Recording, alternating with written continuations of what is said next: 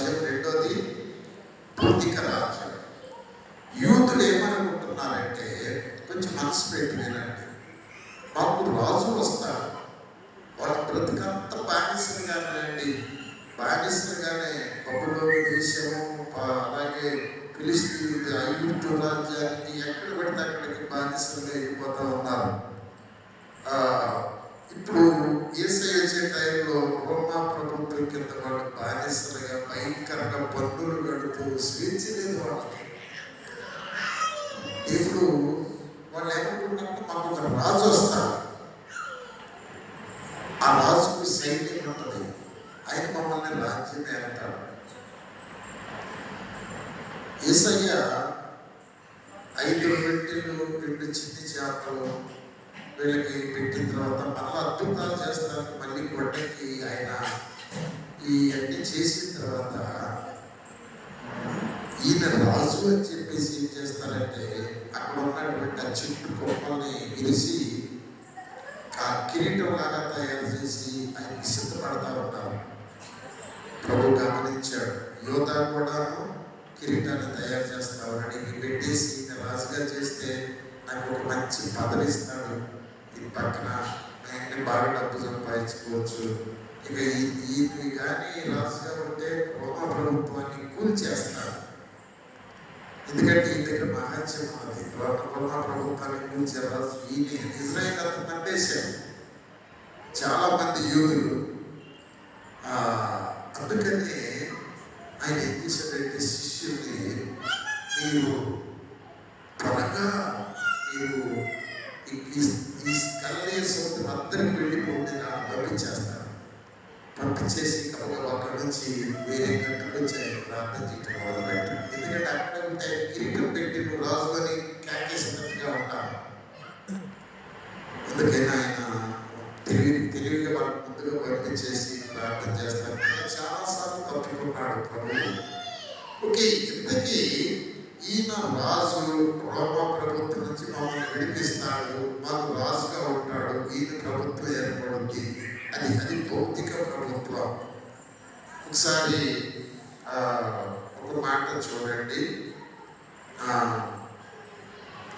Mark సువార్త ఒకసారి దయచేసి చూడండి. మార్కు సువార్త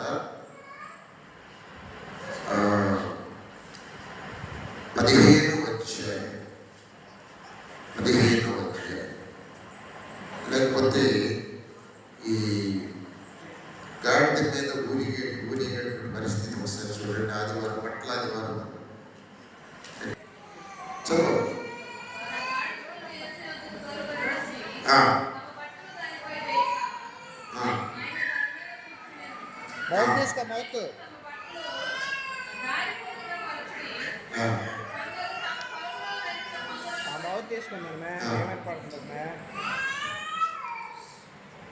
మరియు ముందు వేడుచున్న వారును వెనుకొచ్చుచున్న వారును జయము ప్రభు పేరున వచ్చువాడు స్తుతింపబడును గాక.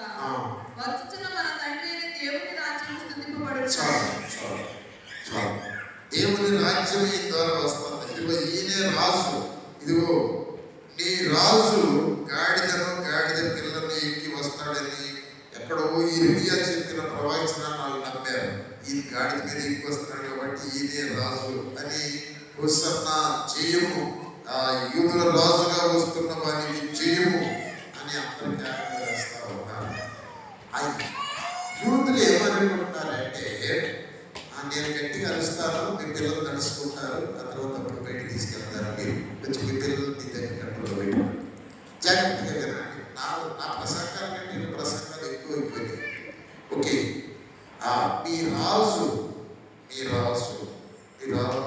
అనేది అందరూ ఆశ్చర్యపోతా ఉన్నారు, కేకలేస్తా ఉన్నారు, ఊరేగింపుగా తీసుకెళ్ళిపోతారు. మా రాజు వచ్చాడు, మనకి రాజ్యం వస్తుంది, పరిపాలన మాదే, రోమీయులు నిలబడతాడు అనుకుంటున్నారు అన్నమాట. అది భౌతిక రాజ్యం. అలాంటి సందర్భాల్లో ప్రభు చెప్తాడు.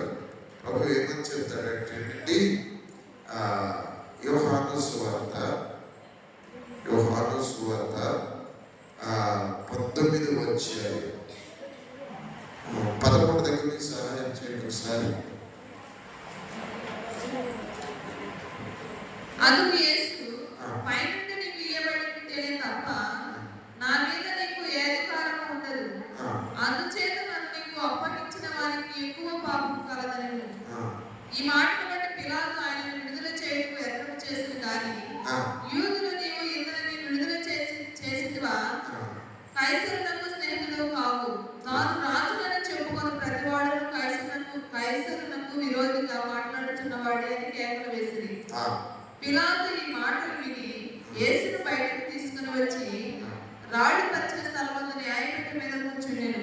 హెబ్రీ భాషలో ఆ స్థలమునకు గబ్బతా అని పేరు. ఆ దినమున పస్కాను సిద్ధపరచు దినము. అప్పుడు ఉదయం 6 గంటలు కావచ్చును. అతడు, ఇదిగో మీ రాజు అని యూదులతో చెప్పగా, అందుకు వారు, ఇతనిని సంహరించుము, సిలువ వేయము అని కేకలు వేసిరి. పిలాతు, మీ రాజును సిలువ వేయునా అని వారిని అడగగా, ప్రధాన యాజకులు కైసరు తప్ప మాకు వేరొక రాజు లేడని. మాకు రాజు కైసరే, ఈయన రాజు కాదు. అయితే పిలాతు నమ్మాడు, ఈయనే వీళ్ళ రాజు అని నమ్మాడు. మరి మీ రాజును మీరు సిలువ వేస్తారంటే వేసేయండి అన్నారు వాడు. ఆయన మాకు రాజుగా తిరస్కరించారు. ఇప్పుడు ఆయన మనకు రాజు అయ్యాడు. హల్లెలూయా. ఆయన రక్తం ఇచ్చి మనల్ని ఆయన రాజ్యంలో బిడ్డలుగా చేర్చుకున్నాడండి. మన రాజ్యము ఆత్మీయ రాజ్యము, వాళ్ళు ఎదురు చూసేది భౌతిక రాజ్యం. యేసయ్య అంటాడు, ఆయన దేశాంతరానికి వెళుతూ ఆ రాజ్యకుమారుడు ఎక్కడో ఉంటుందండి, ఇప్పుడు దాన్ని తీసిపెట్టుకున్నాను పోయింది. చూడండి ఒకసారి లూకాసు వార్త 19వ అధ్యాయము 12వ వచనం చూడండి ఒకసారి. లూకాసు వార్తలో 19వ అధ్యాయం 12వ వచనం.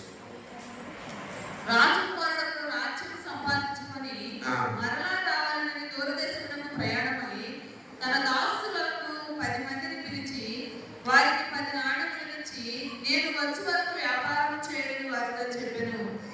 అయితే అతని పట్టణస్థులు అతన్ని ద్వేషించి, ఇతడు మమ్మల్ని నేరటకు మాకు ఇష్టం లేదని అతని వెనుక రాయబారును పంపిరి. మన రాజ్యము ఆత్మీయ రాజ్యం, శాశ్వతమైన రాజ్యం. ఆయన ఆ రాజ్యంలో మనం ఆయన బిడ్డలుగా ఉండటానికి కొంచెం సౌకర్యం చేయాలి.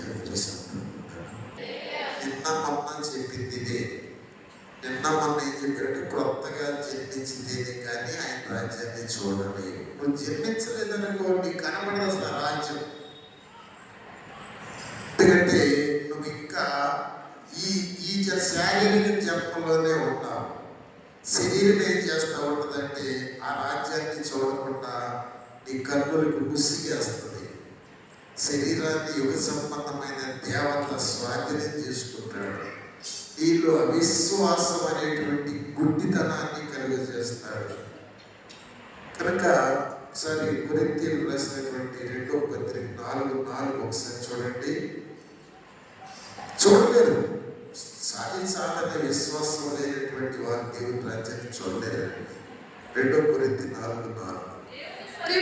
క్రీస్తు మహిమను కనపరచు సువార్త ప్రకాశము వారికి ప్రకాశింపబడే నిమిత్తము ఈ యుగ సంబంధమైన దేవత అవిశ్వాసులైన వారి మనోయంత్రములకు గుడ్డితనము కలుగజేస్తున్నారు. ఎవరికి కనపడకుండా? అవిశ్వాసులకు కనపడకుండా. ఈ విశ్వాసము కొత్తగా జన్మించిన విశ్వాసం నీకు లేకపోతే ఆ దేవుడిని చూడలేవు. శరీరాన్ని చూస్తావు, లోకాన్ని చూస్తావు, లోకస్తులను చూస్తావు, నీవు లోకంలో కలిసిపోతావు. ఆ రాజ్యాన్ని చూడాలంటే మొట్టమొదటి నెంబర్ 1 కొత్తగా జన్మించాలండి. అది గుర్తుపెట్టుకోండి. నువ్వు కొత్తగా జన్మిస్తే క్రీస్తులోనికి వెళ్ళిపోతావు. నువ్వు అక్కడవసరం యేసయ్య పడతాడు. నిన్ను చూసినప్పుడు యేసయ్య పడతాడు. నీ బ్రతుకును చూసినప్పుడు యేసయ్య పడతాడు. నీ మాటలు చూసినప్పుడు యేసయ్య పడతాడు. వాళ్ళు కొత్తగా జన్మించిన వాళ్ళండి. వాళ్ళు దేవుని రాజ్యాన్ని చూస్తారు. వాళ్ళు దేవునితో గడపడానికి ఈ లోకము వాళ్ళని కదిలించలేదు. ఎన్ని నిందలు వచ్చినా అవన్నీ కూడా కిరీటాలుగా, బహుమానాలుగా, పూలదండలుగా దేవుడు వాళ్ళకి చేసిస్తూ ఉంటాడు. మన మీద నిందలు, అవమానాలు, దూషణలు, వ్యతిరేకతలు, దీనికి మాటలు ఇవన్నీ కూడా దేవుని బిడ్డలకు బ్లెస్సింగ్స్ అండి, బహుమానాలు ఇవన్నీ కూడా. ఎందుకంటే నీ మీద దేవుని ఆత్మ ఉంటుంది. నేను చెప్పానండి, క్రీస్తు నామము నిమిత్తము మీరు నిందల పాలైనలా మహిమా స్వరూపి అయిన ఆత్మ అనగా దేవుని ఆత్మ మీ మీద నిలుచుచున్నాడు కనుక మీరు ధన్యులు. క్రైస్తవులైనందుకు నష్టపోయేవా మీరు ధన్యులు. క్రీస్తును నమ్ముకున్నందుకు నీకు గవర్నమెంట్ ఏమి ఇవ్వదు, ఈ లోక గవర్నమెంట్ ఇవ్వదు. ఏ గవర్నమెంట్ ఇస్తుంది? మనకు ఒక గవర్నమెంట్ ఉన్నది. ఒకసారి 1 పేతురు పత్రిక 2వ అధ్యాయము 9వ వచనం ఒకసారి చూడమ్మా. 1 పేతురు పత్రిక 2వ అధ్యాయం 9వ వచనం. అయితే మీరు చీకటిలో నుండి ఆశ్చర్యకరమైన తన వెలుగులోనికి మిమ్మల్ని పిలిచిన వారి గుణాతిశయములను ప్రచురము చేయు నిమిత్తము ఏర్పరచబడిన వంశమును, రాజులైన యాజక సమూహమును, పరిశుద్ధ జనమును, దేవుని సొత్తైన ప్రజలునై ఉన్నారు. ఇదండి, ఇది మన రాజ్యం, ఇది మన బలం, ఇది మన అక్కడ నుంచి మనకి సహాయం వస్తుంది. మన సహాయము పై నుంచి వస్తుంది. మనం ఏ వంశము ఏర్పరచవచ్చు? భూమి మీద ఏ వంశం లేదు అసలుగా. ఇది ఒక కొత్త వంశం. ఎన్నో కులాలు, ఎన్నో మతాలు, ఎన్నో వంశాలు ఉన్నాయి, కానీ ఈ వంశము పరలోకానికి సంబంధించిన వంశము. ఈ వంశము పరలోక రాజ్యానికి సంబంధించిన వంశము. ఈ వంశము చీకటిలో నుంచి వెలుగులోనికి వచ్చినటువంటి వంశము. వెలుగులోనికి వచ్చిన తర్వాత చీకటి పనులు ఉండవు వాళ్ళలో. మీకు అర్థమవుతుందండి? చీకటి కార్యాలు ఉండవు. చీకటి సంబంధమైనటువంటి అసాధారణ కార్యాలు, శరీర కార్యాలు ఉండవు. కనుక మీరు దేవుని యొక్క సొత్తు. మీరు రాజులు, యాజకులు. అసలు రెండు స్థానాలండి. పాత నిబంధనలో రాజులు వేరు, యాజకులు వేరు. కానీ క్రొత్త నిబంధనలోకి వచ్చినాక నువ్వే రాజువి, నువ్వే యాజకుడు. యాజకత్వం నువ్వే చేయాలి, రాజ్యం నువ్వే ఇవ్వాలి. హల్లెలూయా. అందుకనే ఈ సంఘము దేవుని యేసుక్రీస్తు వారి శరీరం అంటారు. దేవునికి స్తోత్రములు. హల్లెలూయా. గలతీయులకు రాసిన పత్రిక, గలతీయులకు రాసినటువంటి పత్రిక 5వ అధ్యాయం, గలతీయులకు రాసిన పత్రిక 5వ అధ్యాయము. శరీర కార్యములు స్పష్టమై ఉన్నవి. చదవండి. అవేమనగా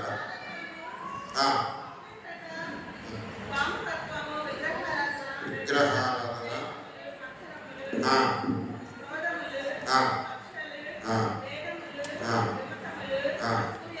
అసూయ, మత్తతలు మొదలైనవి. చెప్పిన ప్రకారం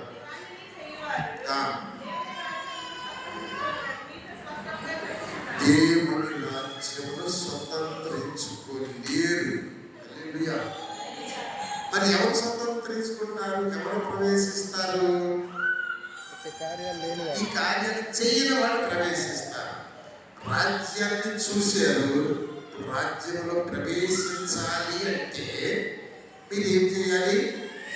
ఇది చేయకూడదు. మళ్ళీ చదువమ్మాయి ఆ మాటలు. శరీర కార్యాలు సంచితమై ఉన్నవి. ఏమనగా జారత్వము, అపవిత్రత,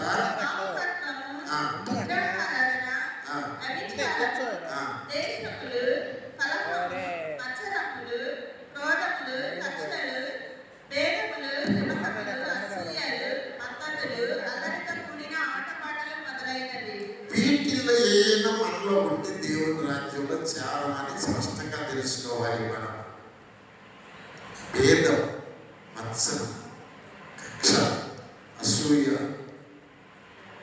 ఈ చీకటి కార్యాలు, శరీర కార్యాలు. నువ్వు కొత్తగా జన్మించినట్టు కాదండి. నువ్వు శరీర సంబంధివే. నువ్వు శరీర సంబంధివి కనుక నీ పాపములను ఆయన శిక్షించాల. ఆయన శరీరంలోకి నీ పాపములు వెళ్ళాల. నీ పాపములు వెళ్ళాలని కూడా నీకు తెలియలా. ఆ పాపాలు యేసయ్య దగ్గరికి పంపించాలి. ఆయన దగ్గరికి వచ్చి నేను ఇంకా ద్వేషాలు ఉన్నాయ్యా, కక్షలు ఉన్నాయ్యా, అసూలు ఉన్నాయ్యా, క్షమించయ్యా నువ్వు చెప్పటల్లా. చెప్పితే ఆయన శరీరమందు ఆ పాపానికి ఆయన శిక్ష విధిస్తాడు. అవి నీ మీద ఇక జయం పొందలేదు. ఇది మీకు అర్థమవుతుందండి. ఇంకా మీరు తగాదని ఎందుకు ఆడుకుంటున్నారు? ఇంకా ఎందుకు ఒకళ్ళ మీద ఒకళ్ళు ద్వేషాలు చెప్పుకుంటూ పలుకోవట్లేదు? ఎందుకని మీరు వందనాలు కూడా చెప్పుకోవట్లేదు? ఎందుకని మీరు ఆత్మ సంపన్నులు అలా ఉండరు. ఏం చేస్తారంటే ఎవరన్నా బాధ పెట్టారనుకో, ఖచ్చితంగా అది నాకు ధన్యత, నేను ప్రార్థన చేయడానికి అవకాశం కలిగిందని, అయ్యా ఇది ఆ బిడ్డను దీవించయ్యా, నా సహోదరుడు తెలియక నన్ను బాధ పెట్టాడు, శిక్షించబాకయ్యా, క్షమించయ్యా, దేవా నీకు స్తోత్రమయ్యా అని నువ్వు ప్రార్థన చేస్తూ ఉంటే దేవుని ఆత్మ నిన్ను బ్లెస్ చేస్తూ ఉంటారు. హల్లెలూయా. ఆ ఎదుటి వాళ్ళు నిన్ను నిందించినా, నిన్ను బాధించినా అవన్నీ నీకు ఆశీర్వాదాలుగా నీ కుటుంబంలో నువ్వు వర్ధిల్లుతూ ఉంటావు. ఇది దైవ నియమం. నీ శత్రువుని ప్రేమించు, నిన్ను దూషించే వారి వరకు ప్రార్థన చేయి. నిన్ను ఒక మైలు దూరం రమ్మంటే 2 మైళ్ళు, నిన్ను ఒక నీ వస్త్రం పై వస్త్రం అడిగితే నీ షర్టు ప్యాంట్ కూడా ఇచ్చేసేయి. నేను అడిచి అతికించి నీకు దిగజారునట్టుగా నిండు కొలంతో కలిసి ఒళ్ళు పోస్తాను నేను అంటాను. ఇది మనం చేయగలిగితే మనకు సహాయం పైనుంచి వస్తుంది, అద్భుతంగా వస్తుందండి. అసలు మీరు ఎన్ని మానేసేసి ఈ వాక్యానుసారంగా, అదే మీరు అక్షయ బీజం పుట్టించిన వారైతే నిష్కపటమైన సహోదర ప్రేమ కలుగునట్లుగా సత్యములకు విధేయులైన వల్ల మీ మనస్సులు మారి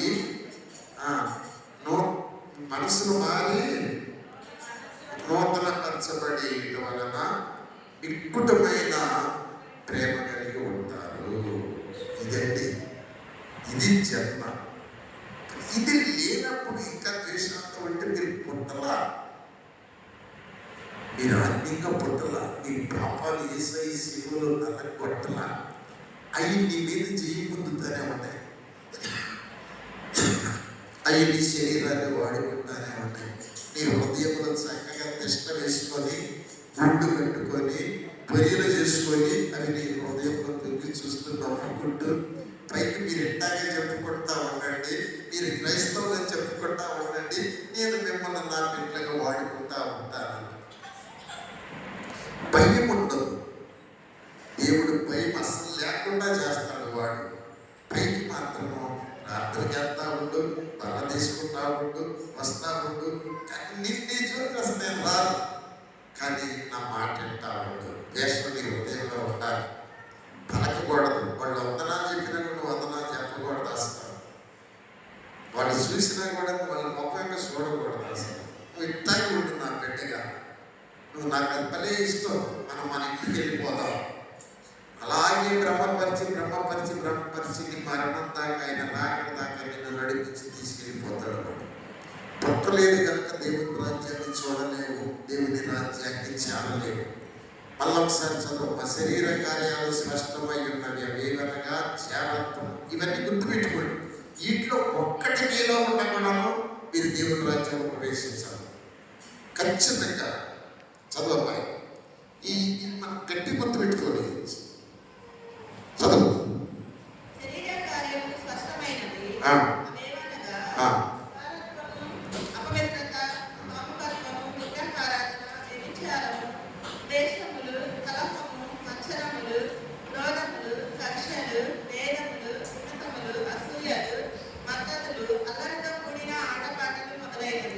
జాగ్రత్తగా అంటారా, మనలో కొన్ని లేవు కానీ కొన్ని ఉంటాయి. ఏమి లేకపో ఏముంటాయి నేను చెబుతాను. జాగ్రత్త ఉండదు. దేవుని బిడ్డలు అయిన తర్వాత వ్యభిచారం చేయలేము, మనం చేయకూడదు కూడా. చావనాన్న చావాలి కానీ వ్యభిచారం చేయకూడదు. ఎందుకంటే మనం ఉన్నత స్థితికి రావాలంటే, మన బిడ్డలు ఉన్నత స్థితికి రావాలంటే ఈ జాగ్రత్త సాగులో ఉన్నటువంటి దెయ్యాలు మన శరీరాన్ని అపవిత్రపరిచి దేవునికి దూరంగా తీసుకుపోతాయి. కనుక జాగ్రత్తం చేసేవాళ్ళు పుట్ల అంత గుడ్డట్టు కాదు, వాళ్ళు సాతాను ఒళ్ళో వాళ్ళు చక్కగా ఆడుకుంటున్నారు, వాళ్ళని వాడుకుంటున్నాడు సాతాను. రెండవది అపవిత్రత. అపవిత్రత అంటే పవిత్రత అంటే నేను పరిశుద్ధులను కనుక మీరు కూడా సమస్త ప్రవర్తన విషయంలో పరిశుద్ధులై ఉండండి. కంటి చూపు పరిశుద్ధంగా ఉండాలి, హృదయ తలంపు పరిశుద్ధంగా ఉండాలి. ఎవరినైనా చూసినప్పుడు నీ బిడ్డ లేకపోతే నీ తల్లు నీ చెల్లు నీ గుర్తు రావాలే కానీ వేరే తలంపు నీకు రాకూడదు. అర్థమైందండి? అది అపవిత్రత. మా తర్వాత కొన్ని ఉండవు. ఈ జాగ్రత్తము అపవిత్రతలో ఉండవు మనకి. కాముకత్వం, విగ్రహారాధన, ఈ అభిచారం అనేది ఉంటుంది మనకి. కొంతమంది పిల్లలు గోరింటాకు పెట్టుకుంటారు, ముగ్గులు వేస్తూ ఉంటారు, మరి నలుగులు వేసేటప్పుడు ఉడితి నీళ్ళు లేదా పసుపులో రాసుకుంటూ ఉంటారు. ఇదంతా కూడా అభిచారం కిందకి వెళ్తుంది. ఇది అభిచారం. వీళ్ళు కూడా పర్లకు రాజ్యం చేరరు, వీళ్ళు శరీర సంబంధులే. కుర్రపిల్లలకి పసుపు అయిపోయిందండి, వాళ్ళు తరుపుకుంటూ టిల్లు పరిగెత్తడం ఏంటండి, ఇది అభిచారం. వీళ్ళు కూడా పర్లకు రాజ్యం వెళ్ళరు. వేషాలంటే మనకు బాగా తెలుసు. పాపాలన్నింటిలో ఘోరమైన పాపం ఏంటంటే ద్వేషమే. ఒక వ్యక్తి మీద ద్వేషం నీ హృదయంలో ఉందంటే నువ్వు ఖచ్చితంగా ఉరి శిక్షకి నీవు యోగ్యుడివి.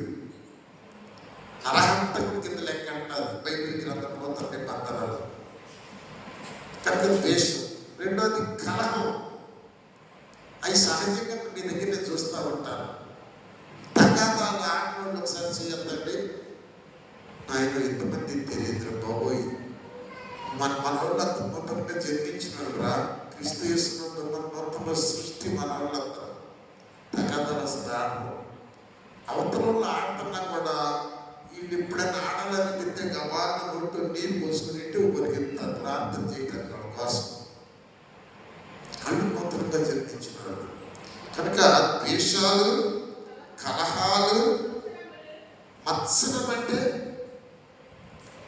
పట్టబట్టలు చూస్తే ఏడంటారు కళ్ళల్లో నిప్పులు అంట. కారం కూడా కాదు, కారం పోసుకుంటే మంట పెట్టిపోద్ది, నిప్పులు పోసుకుంటే కాలిపోద్ది. ఈ కళ్ళలో నిప్పులు పోసుకుంటే మత్సరం అంత మంట అన్నమాట. నీకంటే ఒక్క అడుగు కూడా ఎక్కువ వెళ్ళకూడదు. వాడు మత్సరం పక్కన ప్రజలు నీ సహోదరులు పైకి ఎదుగుతూ ఉంటే వాళ్ళని చూసి నువ్వు ఆనందించాలి. దేవా స్తోత్రం, బ్లెస్సింగ్. వాళ్ళు బాగా ఎదిగితే వాళ్ళు కొంచెం నన్ను ఆదరిస్తారు. నా స్థితి నాయన, నేను ఎదిగితే నేను తప్పిపోతానేమో. సులభాన్ని అలాగే ప్రార్థన చేస్తాడు. అయ్యా నువ్వు నాకు ఎక్కువ ఇస్తే నాకు ఉల్లుకోవి నిన్ను దూరం చేసుకుంటానేమో, అని ఆకలితో నన్ను అలవాటు చేస్తే నేను దూషిస్తానేమో. ఏ రోజు సాలింది ఆ రోజుకి చాలా అంటాడు సులభాన్ని. హల్లెలూయా. మీరు కూడా అలాగే ప్రార్థన చేయండి అని శిష్యులు చెబుతాడు. పరలోక పొందున్న మా తండ్రి నీ రాజ్యం ఉంచునుగాక అనేసి చెప్పిన ప్రార్థన పొందించేయమన్నాడు. ఏ రావాలంట? నీ రాజ్యం ఉంచునుగాక. అదే చెప్తుంది నేను అక్షరం. మీరు ఈ ప్రార్థన చేయండి. నా తలకాయ నొప్పి తీసేయడం, మోకాళ్ళ నొప్పులు తీసేయడం, ఇటు దుప్పదగా ఇంటే ఎంత పోతే ఎంతరా, ఇటు తిరిగి పోతాయి. కొన్నాళ్ళంటే మోకాళ్ళు పోతాయి, తలకాయ పోతాయి, మొత్తం 10 బట్టలకి. వాటి కోసం కాదు, నీ రాజ్యం ఉంచునుగాక. నీ చిత్తము పరలోకంలో ఎలా నెరవేరుతుందో భూమి మీద మేము అలా నెరవేర్చునుగాక. ఇంకేమైనా ఉంది? నానాటికి మాకు కావలసిన ఆహారము నేటికి చాలు, రేపటి ముందు. ఈరోజు ఆకలి ఉంది, ఈ రోజుకి 4 రొట్టెలు 2 మాంసం ముక్కలు చాలు ఏరియాకి. ఆహారంతో పర్లేదు. దేవుని రాజ్యము భోజనము పానము కాదు, కానీ ఏమంటే నీతి, సమాధానము, ఆనందం. అది దేవుని రాజ్యం.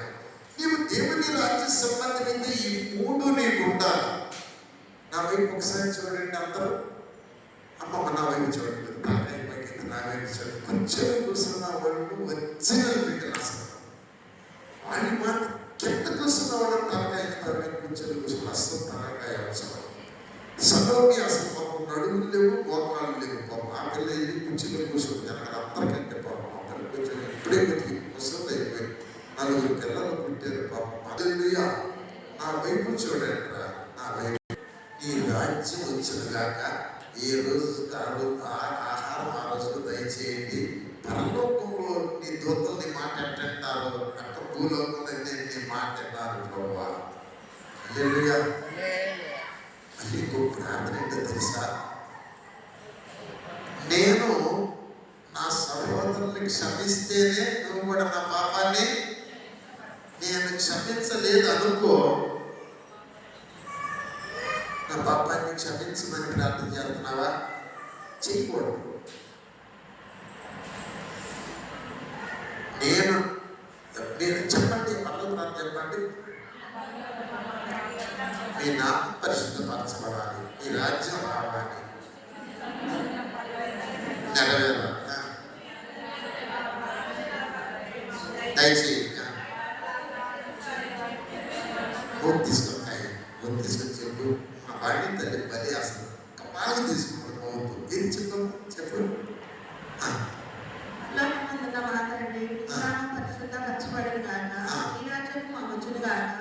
ఈ చిత్తము పరలోకమందు నెరవేరినట్లు భూమి యందు నెరవేరును గాక.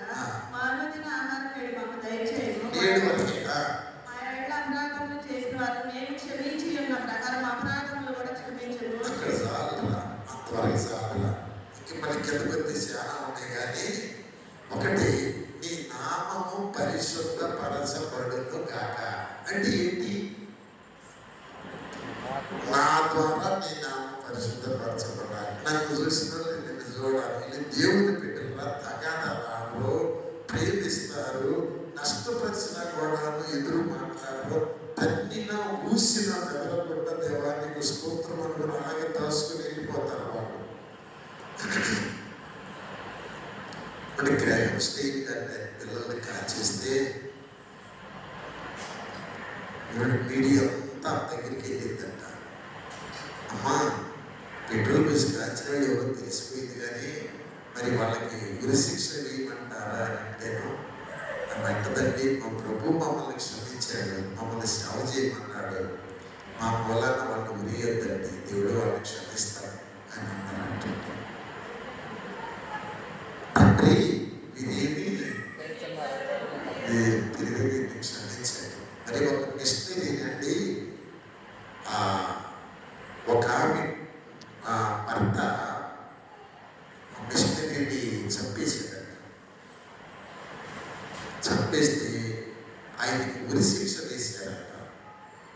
ఉరిశిక్ష వేసే లాస్ట్లో ఆమెని పిలిచి, అమ్మ ఉరిశిక్ష ఈరోజు మధ్యాహ్నం వేసేస్తారు, నీ భర్త చంపాడు కదంటే ఆమె ఏమందంటే, అయ్యా నేను ఆయన్ని క్షమిస్తున్నాను, క్షమించడమే కాదు ఆయన నా కొడుకుగా నేను స్వీకరిస్తున్నాను అంటాడు. హల్లెలూయా. పెద్దపోయిందంట కోర్టు అలాగే. హల్లెలూయా. ఏమండి, యేసయ్య క్రూరమైన మనల్ని క్షమించాడండి. ఎన్నో పాపాలున్న మనల్ని క్షమించాడండి. ఒక చిన్న మాట అంటే క్షమించకూడదు. తెలుసు తెలియదు రేపటి నుంచి సిలువలో మాట్లాడే మాటలు 7 మాటల గురించి చెప్తాను. మొదటి మాట ఏంటంటే, తండ్రి మీరు ఏమి చేయించున్నారో మీరు ఏమి కనుక వీరిని క్షమించము అంటున్నాడు. తండ్రి అడుగుతాడు, ఈ బేస్ మీద క్షమించాలయ్యా వీళ్ళని తండ్రి అడుగుతాడు.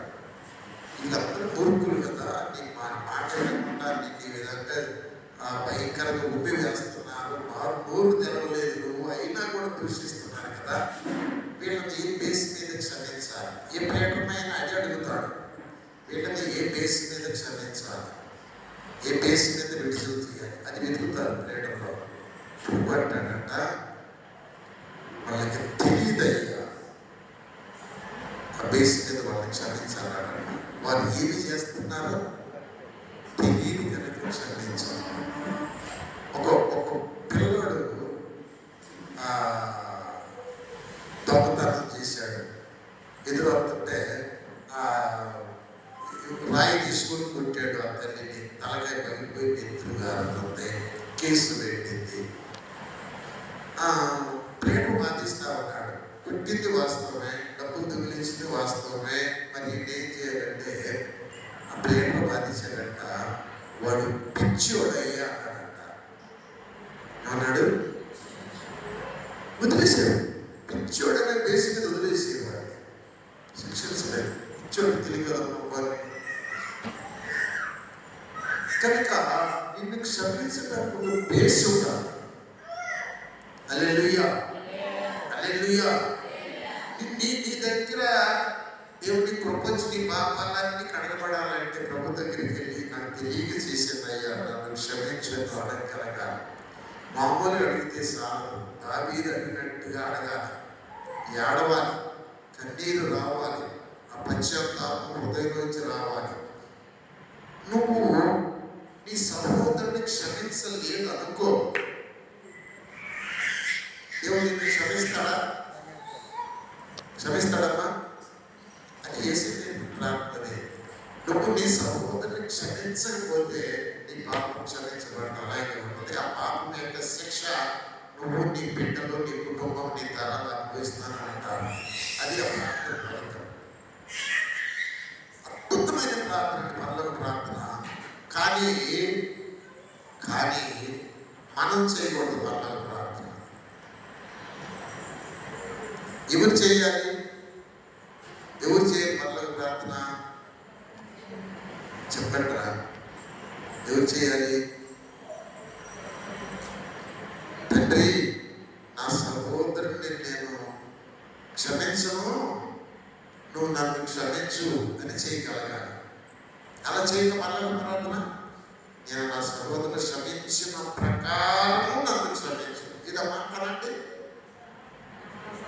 అన్నమ్మాయి తీసుకో.